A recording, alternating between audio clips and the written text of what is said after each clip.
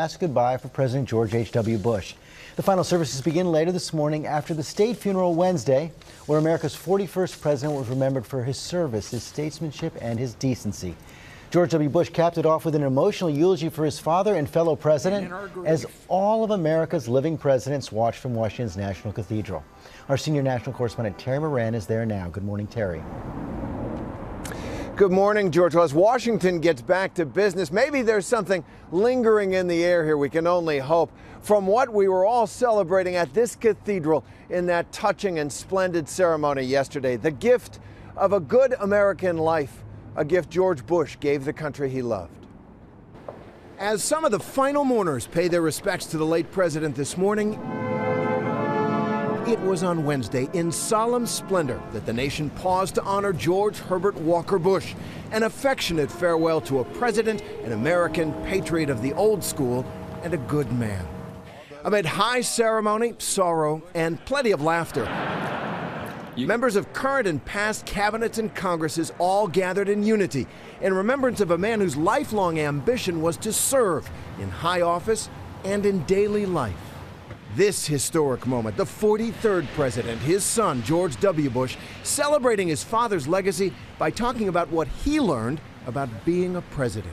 He showed me what it means to be a president who serves with integrity, leads with courage, and acts with love in his heart for the citizens of our country. When the history books are written, they will say that George H.W. Bush was a great president of the United States. And there in the front, a tableau of our history. 4 U.S. presidents looking on, together for the first time since President Trump's inauguration.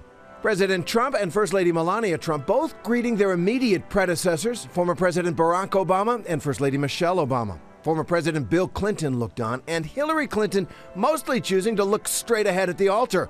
Seated next to her, former President Jimmy Carter and Rosalind Carter. There were plenty of tears, but lighthearted moments, too, including this affectionate roast from 41's good friend, former Wyoming Senator Alan Simpson, who said Bush loved a good joke. But he never, ever could remember a punchline. And I mean never. And in a poignant moment, the 43rd president overcome with emotion, a loving son's goodbye to his dad. And we're going to miss you. Your decency, sincerity, and kind soul will stay with us forever. So through our tears, let us know the blessings of knowing and loving you, a great and noble man, the best father a son or daughter could have. And in our grief, let us smile knowing that Dad is hugging Robin and holding Mom's hand again. Just a shattering moment there. It's hard to say goodbye to a man like that, even after all these years. And the family will say its final farewell in Houston, and then that train ride aboard Locomotive 4141 to have George Bush taken to his final resting place in College Station, Texas. George? And Terry, we now know that President Bush got to hear at least one of the eulogies. What a great story this is, George. So John Meacham, his biographer, in his final months, he'd polished up the eulogy, and he called George Bush. He said, "Do you want to hear it?" He said, "Yes, he did." So he read out the eulogy we heard yesterday, a fine eulogy. And George Bush's reaction, very typical. He said, "That's a lot about me, John." That is the idea. Okay, Terry, thanks. Hi, everyone. George Stephanopoulos here. Thanks for checking out the ABC News YouTube channel. If you'd like to get more videos, show highlights, and watch live event coverage, click on the right over here to subscribe to our channel. And don't forget to download the ABC News app for breaking news alerts. Thanks for watching.